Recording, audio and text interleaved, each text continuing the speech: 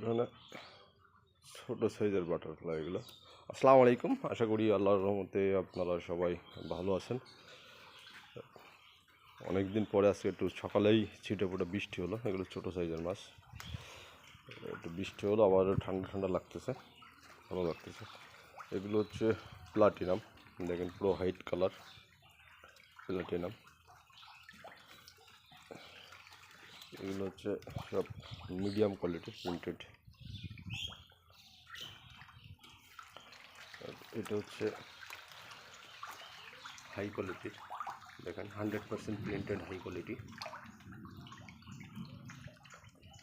এইটাই রাখা আছে বড় সাইজের বাটারফ্লাই।